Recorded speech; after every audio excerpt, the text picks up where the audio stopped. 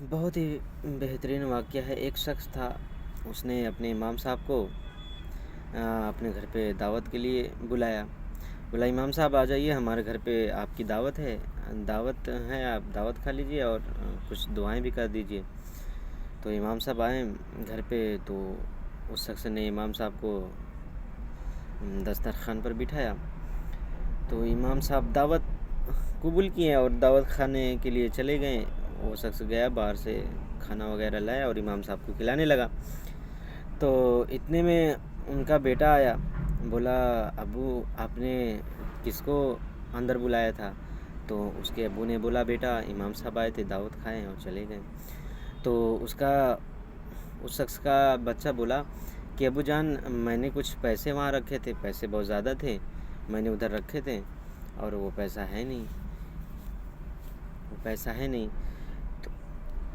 تو اس بچے سے تو والد نے بولا بیٹا وہ امام صاحب بڑے نیک ہیں، پرہیزگار ہیں، نمازی ہیں، اب ان سے میں کیسے کر سکتا ہوں، میں تو ان سے کچھ کہہ نہیں سکتا ہوں۔ تو پھر اس کے بعد پیسہ تو بہت تھا، بچہ پریشان تھا کہ پیسے بہت زیادہ تھے، بہت عظیم پیسے تو بہت تھے۔ تو پھر امام صاحب آئے، دعوت کھا کے چلے گئے۔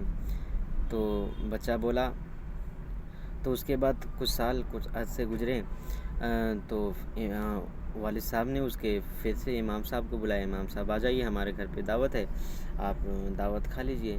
تو بچہ ہی ہوتا ہے۔ امام صاحب آئے، وہاں دسترخوان پہ بیٹھے، امام صاحب آئے تو والد صاحب اس کے چلے گئے تھے دعوت کھانا لانے کے لیے چلے گئے تھے۔ تو بچہ ہی ہوتا ہے۔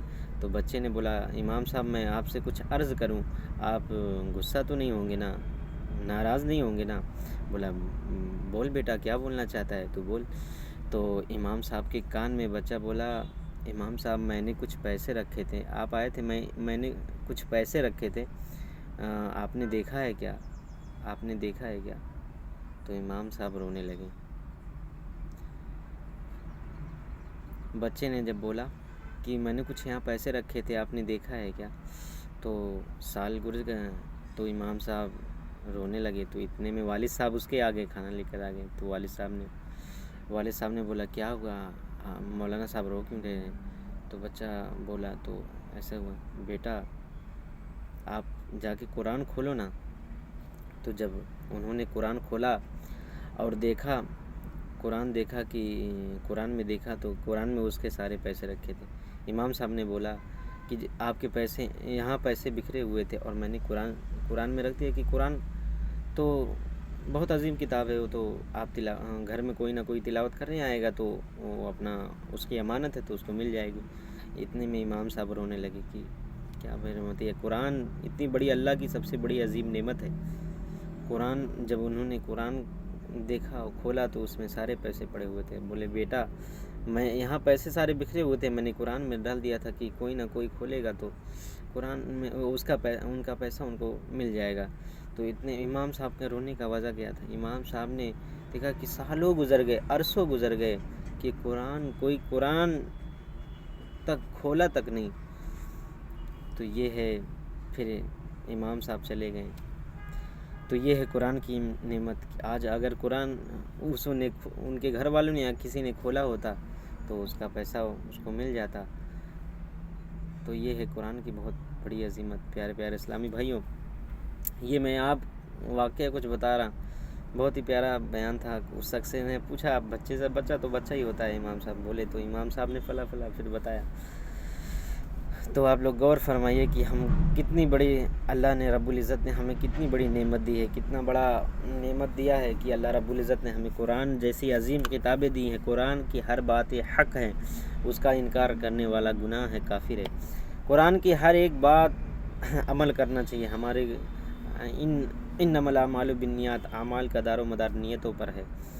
پیارے اسلامی بھائیوں، اللہ اور اس کے رسول کریم صلی اللہ تعالی وسلم کے چلے ہوئے راستوں پہ ہمیں چلنا چاہیے، اور ہمیں اپنے رب العالمین سے محبت کرنی چاہیے۔ اللہ رب العزت ہمیں ہر قدم پر گناہ کرتے رہتے ہیں، لیکن پھر بھی اللہ رب العزت ہمیں معاف کرتا رہتا ہے۔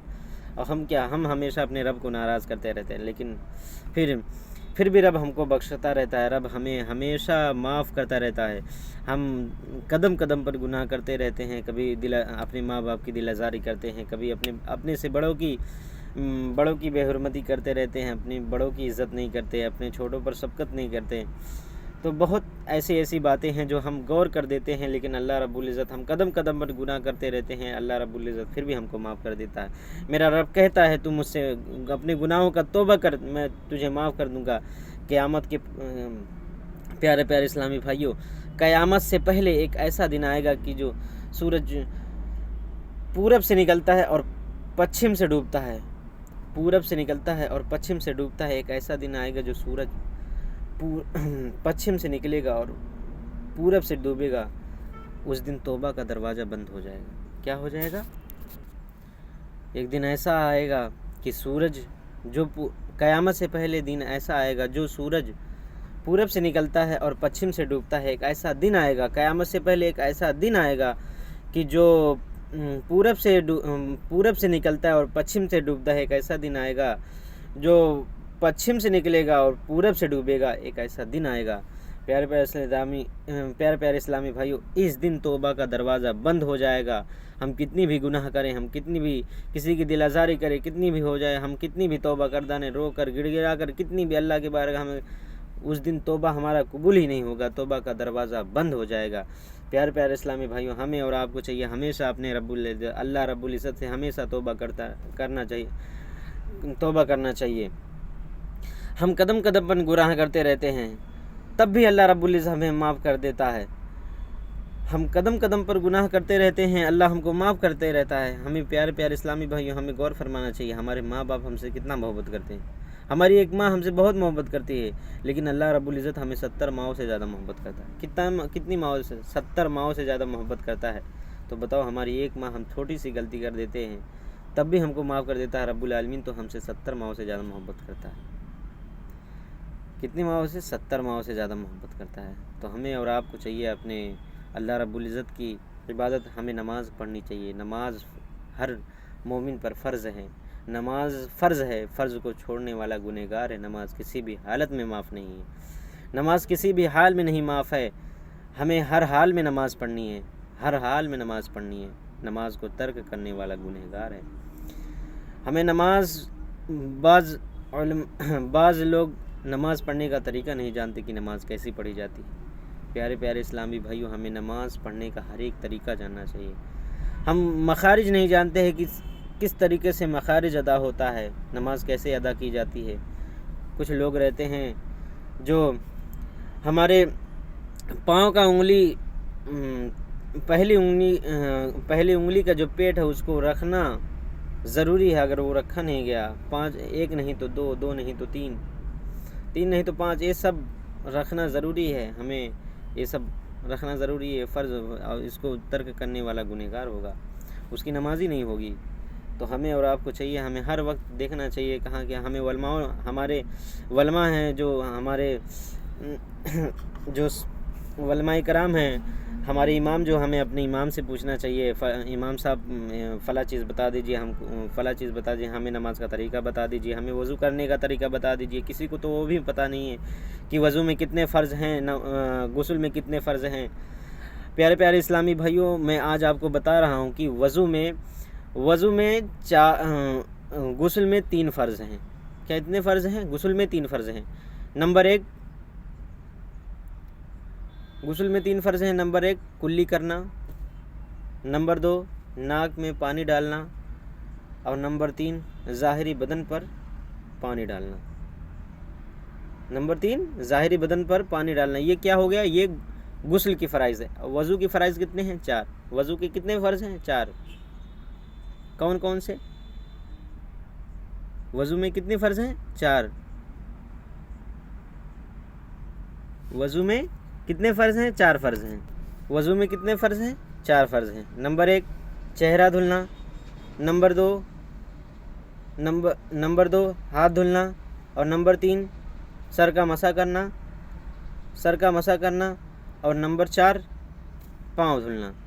یہ کس کے فرض ہو گئے؟ یہ وضو کے فرض ہو گئے۔ वज़ू में 4 फ़र्ज़ हैं, गुस्ल में 3 फ़र्ज़ हैं। गुस्ल में 3 फ़र्ज़ हैं। नंबर 1 कुल्ली करना, नाक में पानी डालना और ज़ाहिरी बदन पर पानी डालना। और वज़ू में कितने फ़र्ज़ हैं? वज़ू में 4 फ़र्ज़ हैं। नंबर 1 चेहरा धुलना, नंबर 2 हाथ धुलना यहाँ से लेकर यहाँ तक हाथ धुलना, और नंबर 3 सर का मसा करना यहाँ से लेकर एक कान के लौ से दूसरे कान के लौ तक मसा करना। ये एक कान के लौ से दूसरी कान के लौ तक इसको चेहरा धुलना है। एक कान से लौ के दूसरी कान के लौ तक ये हमको क्या धुलना है? चेहरा धुलना है। यहाँ से लेकर ये चेहरा जो होता है यहाँ से हमें एक कान के लौ से दूसरे कान के लौ तक ये हमको चेहरा धुलना है। यहाँ तक कि भीग जाना चाहिए, ये बाल उगने की जगह तक। अगर दाढ़ी है तो दाढ़ी पर ऐसे ऐसे पानी लगा दीजिए। कोई हर्ज नहीं है कि 3 ही मरतबा में आपको इतना हो जाए कि हाँ हमारा अंदर का बाल ये भीग चुका है।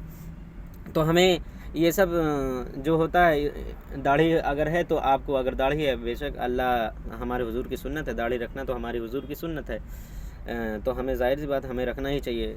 सुन्नत है, सुन्नत हुजूर की सुन्नत है, हमारे नबी करीम सल्लल्लाहु तआला अलैहि वसल्लम की सुन्नत है, तो हमें रखना ही चाहिए। बाज़ लोग नहीं रखते हैं तो भाई वो तो गुनहगार होंगे ही। सुन्नत है, हमारे हुजूर की सुन्नत है।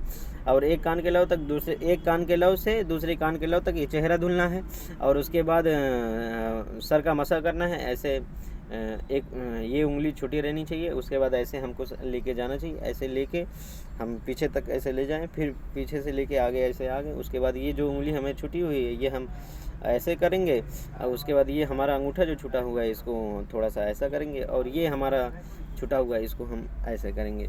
फिर ये बीच का उंगली जो है इसका भी मसा करना हो तो ये बीच का उंगली हमें ऐसे करके ये हमारा सर का मसा हो गया। फिर हमें घुटनों तक इसको टखनों तक हमको पाँव धुलना होता है। ये टखना है हमारा जो हमें यहाँ से पाँव धुलना होता है। ये हमारे वज़ू की क्या हो गई? वज़ू के फ़र्ज़ हो गए। एक फ़र्ज़ भी छूटने वाला, अगर वज़ू के फ़र्ज़ छूट गए तो वो गुनहगार होगा, तो उसकी अल्लाह अकबर, उसकी नमाज नहीं होगी। अगर वज़ू का ये तरीका एक भी गलत हो गया तो उसकी, जब वज़ू नहीं होगी तो ज़ाहिर सी बात है नमाज नहीं होगी। वज़ू अगर हो गई तो नमाज भी हो ही जाएगी। तो ये बहुत ज़रूरी है, ये बहुत अहम है। कुछ लोग बताते हैं नहीं, हमें अपने उलमा लोग से भी पूछ लेना चाहिए। जो चीज़ पता नहीं है क्या चीज़ हमें गुस्ल करनी चाहिए, हमें नापाकी नापाकी के हालत में जो रहे, नापाकी की चीज़, नजासत की जगह कैसे धुलना चाहिए, सब कुछ ये सब बहुत अहम चीज़ होती हैं, जो हमारी अहम चीज़ होती है। ये बहुत बारीक चीज़ होती है, बहुत बारीक मसला होता है। जाहिर सी बात है जब आप गुस्ल करने मेन वही है। तो गुस्ल हमारे, जब आप कितनी भी पानी डाल दें, कितनी भी पानी से नहा लें, आप पूरी नदी से नहा लें, तब भी नहीं होने वाला जब तक आप अपनी गुस्ल जो है, हम गुस्ल सही तरीके से नहीं कर देंगे तो हमारी पाकीज़गी भी नहीं होगी। आप अगर गुस्ल अच्छे तरीके से कर लिए तो आपका पाकीज़ भी हो गए और आपका नमाज भी हो जाएगा, सब कुछ हो जाएगा। यहाँ तक ये भी है कि अगर आप गुस्ल किए हैं तो आप नमाज भी पढ़ सकते हैं। ये नमाज भी हो जाएगी, आपकी गुस्ल में ही नमाज भी हो जाएगी, और आप वज़ू भी करना चाहते हैं तो कोई हर्ज नहीं है। हमें हमेशा वज़ू करना रहे। जितने बावज़ू मरा वो शहीदी का दर्जा उसे मिलता है। प्यारे प्यारे इस्लामी भाई, गौर फरमाना चाहिए।